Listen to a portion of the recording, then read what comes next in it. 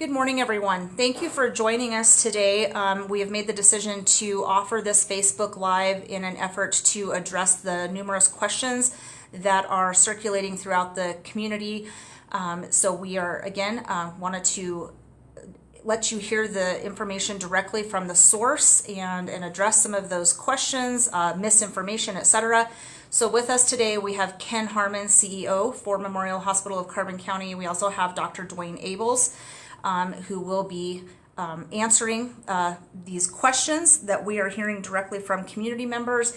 As always, we do encourage questions from viewers. Feel free to submit those via the Facebook Live, and we will address those questions. So with that, we'll turn it over. Ken, if you'd like to start. Oh, absolutely. First, we'd like to thank you for giving us the opportunity to clarify and make sure that the information that's being talked about in the community is actually accurate. As individuals in the community know, COVID is increasing at a fairly significant rate. We're seeing a dramatic increase in the number of positive cases in Carbon County. We're seeing a fairly significant increase in the number of hospitalizations in Carbon County and with Carbon County residents. We're also, unfortunately, seeing an increase in the number of deaths of Carbon County residents associated with COVID. Those things are occurring. However, as an organization, we continue to be able to take care of patients. I'll give you an example. Yesterday, we had a fairly significant influx of some sick people. Our ER never reached capacity, but was busy for a couple of hours really treating some very, very sick patients. We ended up admitting a number of those patients to our ICU. Last night, we had 5 patients in our 6-bed ICU. Now, truthfully, 2 of those patients were not ICU patients, but we put all of our COVID patients in there primarily for protection of patients and staff as it relates to negative pressure rooms. We have 1 patient who is on a ventilator. As an organization, we have multiple other ventilators. We have a 25-bed hospital that is able to handle up to 25 patients. Last night, total, we had 11 patients in the hospital. So we still have a tremendous amount of capacity to be able to take care of patients. We have an adequate number of staff to be able to provide that care as well. So the truthful statement is we are seeing a dramatic increase in the number of hospitalized patients and patients coming in to clinics and emergency room being treated and diagnosed with COVID and with other diagnoses. But we still maintain capacity to see individuals. Maybe, Dr. Abels, maybe you can talk a little bit about the hospitals around us and some of the difficulties we're experiencing with them. The last Facebook Live I did, I commented to the community my fear that with the Delta variant, that hospitals across the nation would start reaching capacity. And indeed, that has become a problem. As you know, down in Texas, there are hundreds of patients that are ill that actually cannot get into the hospital. That is correct, because they overflowed their hospitals. Just like when this pandemic started in New York, what happened in New York. But this hospital is still open for business. Our ambulances are running. We still have an ER. We are fully staffed, and we have beds available as well as ventilators available. The problem we run into is that when we get a certain level of illness of patients, we like to transfer these patients to a tertiary care center where they have intensivists, they have all these other facilities. The problem is that we cannot transfer a patient unless they have a bed available. That is against the law, and it's also bad care just to dump a patient in the front lawn of another hospital.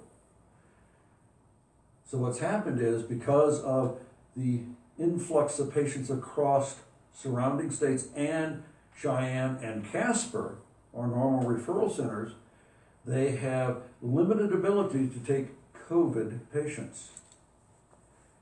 The ER doctor on duty yesterday dutifully sought and called 22 hospitals to try to get our sickest COVID patient transferred. Nobody would accept this patient. This is what I've tried to explain repeatedly on Facebook Live. It's not that we will not take care of people, and we still can take care of people, but it is not ideal. And we've always strived for the community to have ideal care as much as possible here and when we transfer a patient. But when you have an epidemic, things change. And that is where we're at now, unfortunately. So this is still another opportunity for me to encourage people, since this is spreading so severely in our county, take care of yourself, wash your hands, wear a mask, please. I know it's very unpopular, political statements and all these things, but that's what I'm telling you as a doctor. And please consider getting your vaccine, because ultimately, this is what would protect us. And as I stated before, if this nation had herd immunity before the Delta variant got to our country, it would have never spread this far. Because even in India, with their control measures, their Delta variant cases are finally dropping. Even in India, because they aggressively shut things down. And vaccinated. And vaccinate. Well, they're trying to vaccinate. Correct. Now, England is a different story, because they have aggressively vaccinated. Their Delta variant also hit and is markedly decreasing in England also, because of their vaccine rates. So if we back up, for hospitalization and for treatment of facilities, it's important to understand bed capacity. We can easily take care of it. In fact, last night, when I saw the number of admissions that were being made with COVID patients, I got our administrative team on the phone. We talked to Dr. Abels. We actually started putting up some plans so that if we need to put some of our COVID patients out on our med-surg area, that we have a segregated area. So from a capacity standpoint, we have the ability to handle another 9 or 10 patients if we have to get to that point, which would get us up closer to our 25 bed limit. That's how many beds we have, that's how many beds are staffed. So with that, I guess we can answer any questions that individuals have. Okay. At this time, it doesn't actually look like we've had any questions coming in from the public. Again, we wanted to make sure that we clarified to community members that we do not turn patients away. That is not how any hospital operates, and certainly we want to reassure the community of Carbon County that we are still here as your local healthcare resource. With that, Ken or Dr. Abels, do you have any other comments that you would like to, or messages that you'd like to reinforce? The hospital is open. The ER is open. I just came through the ER to come up here. We only have 2 patients down in the ER right at the moment, so we have several beds open. As well, all your ambulances in this county, SWIMS, Wamsutter, and us are running at to full capacity. And bags. And bags. And we have surgery available still here. It's still completely open here. Our surgery is still completely open here. We are doing fine in this area. Our staff have been slightly reduced because we've had a couple of people get COVID. So of course they have to go home because we do not want to expose our patients. But this hospital basically is still running at full capacity. What's happened is we have to do the best we can for our patients with the facilities we've got, and we will. There are going to be times where we cannot transfer a patient out. But at the same time, if we have, like we have one very sick patient right now, they will continue to try to find a hospital if the patient does not improve. We will not stop looking for the best care possible for everybody that shows up here. And I'll note that while this particular patient was not transferred, not transferring patients is not an uncommon occurrence. We all live in Wyoming, And during the winter, we keep patients quite regularly until roads open up or flights occur. And just unfortunately right now, Colorado, Utah, Wyoming, South Dakota, the hospitals that we historically have been able to refer to are dealing with very significant increases in COVID as well. And so I'll let you know, we absolutely are focused on taking care of patients. As an administrative team and as a medical team, we continue to meet very regularly to look at what's appropriate. We change our visitor policies. We're now at a yellow status because of the dramatic increase in the number of positive cases in Carbon County, which means we're limiting the number of visitors that come into the organization to make sure that we provide a place that's safe for our patients to get care and safe for our employees and providers to practice. Okay, thank you. And remember that the healthcare providers are still here, stayed here through all of this. And that's why I always want you to consider helping your people out that are taking care of you by getting yourself vaccinated and protected. Thank you. We do have some questions at this point. Oh, wonderful. Of the COVID patients that have been hospitalized, were they vaccinated? Can you answer that? Yeah, without any names, we can answer that. These patients were not vaccinated. Okay. Will you be offering the supplement vaccine the president is now recommending? Absolutely. So the president, what the question is the President of the United States came out today and indicated that around September 20th, with some caveats here, that every individual will have the opportunity to get a booster shot if they've had Pfizer or Moderna. That request from the president still has to be approved by the FDA and still has to be approved by the AIPC and the state of Wyoming. And the CDC. And the CDC. Those I believe will come. And so if those approvals occur, we absolutely will do that. Now, right now, those organizations we're talking about have approved to give those booster shots to people who are immunocompromised, a very small subset of the population, people who have cancer or who've had transplants and some of those type of things. And we can do those shots shortly. We placed an order a week and a half ago, and we're waiting for that order to come in. But absolutely, come September 20th, for individuals who would like that booster shot, we will have clinics available, and we'll make sure that we share that information when we have specific dates and times for that. But our intent is to make that available. In addition to what Memorial Hospital of Carbon County is offering, we're worked very closely with the public health, and I know Amanda and her team will also have clinics available to be able to assist in those processes. And there are other locations in the county that likely will have vaccinations available for that as well. So our intent is to do that, assuming that the formal approvals come through. And we can get vaccine. Correct. Because the uptake of vaccine across the United States because of this Delta virus in a lot of states has picked up markedly. All we can do is ask for the vaccines. They are in control of the federal government, how they're distributed still. Correct. And we certainly will. Amanda also has already started out a plan to start giving booster shots to the immunocompromised. It's just a matter of getting the vaccine and setting up the clinics. Yeah, both That is of them. already in motion. Correct. So Amanda and the hospital have placed fairly large orders for vaccine doses. We're hopeful that we get those in later this week or next week, but again, that's also an assumption. Until I physically have our hands on the doses, we won't turn on that third.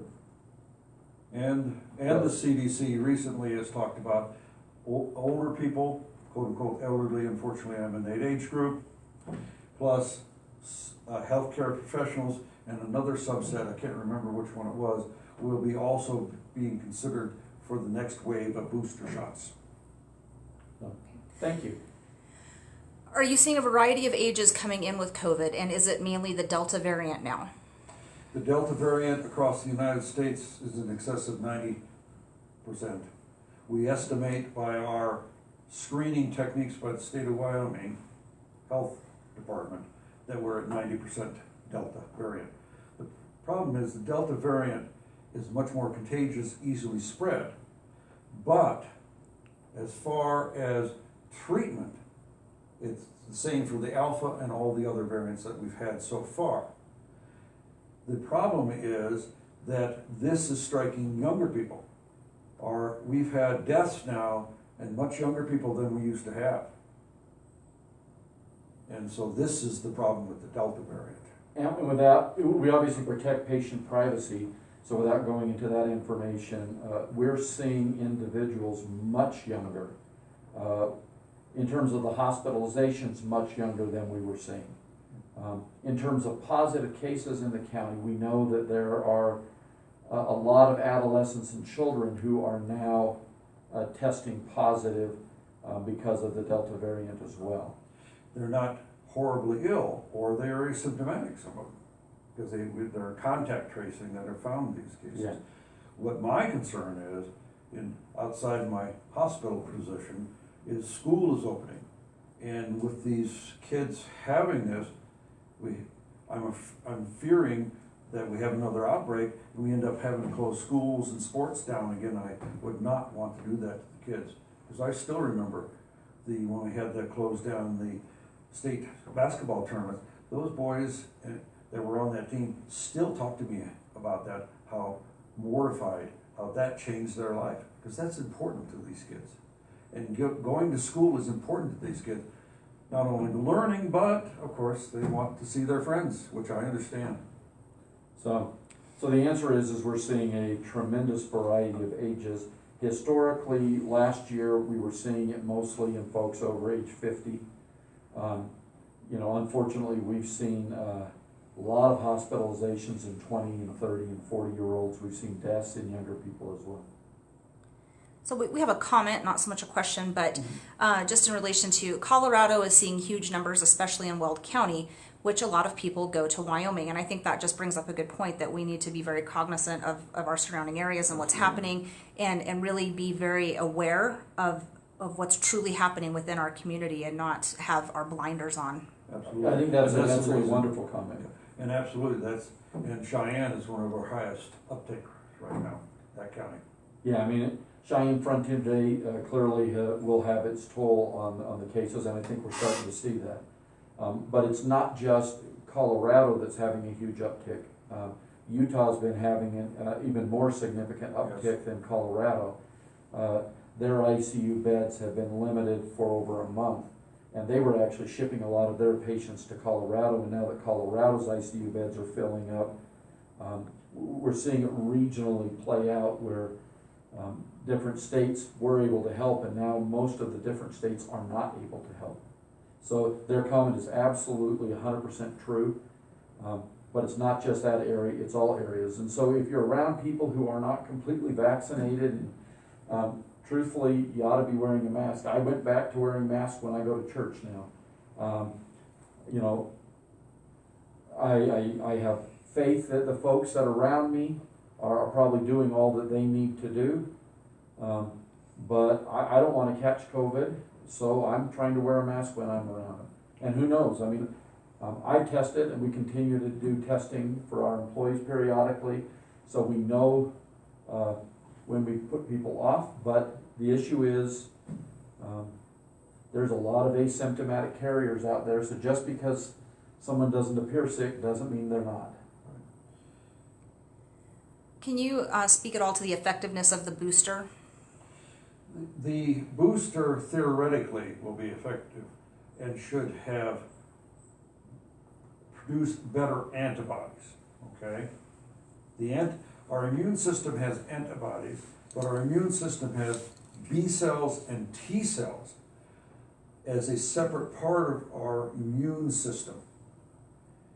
And the studies show the antibodies are dropping off, but the other part of the immune system, T cells and B cells, are still active on your original dose. And these tests were done on people that had their doses more than 8 months ago now. So the question is hard to answer because just because you don't have antibodies doesn't mean that other part of your system is not going to kill the virus. The antibodies are first line. So that's the reason they're considering the booster, so we do not know that data yet. But particularly why the immunocompromised are being focused, they do not get a robust response as normal people do, so to speak. So the booster we'll see. Now the real question that is perhaps in the back of your mind, will there be boosters developed for specific variants in the future? The answer is probably. And they're working on them now. And those will definitely be more effective. So the booster, if it's available because of my age, I might consider doing it. Yes, I probably will get it if it's recommended, but I'll wait my place in line. But I think the real answer to the question is we don't know. We have the scientific studies to talk about the effectiveness at the first and second shot. We know the booster will be effective for the immunocompromised. We honestly don't know what impact it will have, particularly with the changing variants coming Right. out. And the current, even with the vast majority of our population got Moderna, even at this time, the Moderna vaccination against the Delta variant is still 86% effective, which is good for, really excellent for a vaccine. Okay, thank you. We do have another question regarding just boosting our own immune system. So Dr. Abels, as a healthcare provider, what recommendations, obviously outside of social distancing, washing hands, all the things that we've talked about, Yes. what would you recommend for an individual just to simply boost their own immune system and take those additional precautions? Well, to boost your immune system, especially in our northern climate, you really need adequate vitamin D in your bloodstream. So if you have low vitamin D, then you may have to get to your doctor to order a higher dose of vitamin D. But with the start of this pandemic, started taking a multivitamin with 25 micrograms of vitamin D because that was recommended by the infectious disease specialist in California and New York and New Jersey as a way to boost your immune system to give you protection. Vitamin C is a little more controversial, but certainly safe to take because it's a water-soluble vitamin. People that take vitamin D at higher levels, it's a fat-soluble vitamin, actually can be toxic to you if you take too much. So if you want to boost it, take a multivitamin with 25 to 50 micrograms of vitamin D in it, and there's zinc in those multivitamins, or you may alternatively consider a zinc supplement. All those are important, particularly zinc and vitamin D, to make your immune system more powerful. Okay, thank you. Let's see, is there still the possibility of blood clots with the Johnson vaccine? Which, you're talking about the brain blood clots. That's the Johnson It simply and just reads Janssen. clots, so There is the big issue about the brain clots, and they did occur. And they also occurred with the AstraZeneca vaccine. But if you actually look at the blood clots that occurred in almost exclusively females, you looked at the average rate for all the females in the United States to get this disease regardless of the vaccine, the numbers were lower with the vaccine. So we don't know if they're a direct cause or not. So we did put the caution out, though, to warn people and doctors to look, if the patient comes to see me, to look for this and consider it. But there's still no direct cause that they've determined. But the other vaccines don't do that. Yeah, Pfizer and Moderna don't have that risk. all right, the last question that we'll finish with then today is in terms of testing capabilities within Memorial Hospital Carbon County for COVID. Where can we have a test performed at? Absolutely. So the primary place that we're going to direct most individuals, unless they're very ill and not feeling well, is to go set up an appointment at the clinic. And if you're sick, set up an appointment first.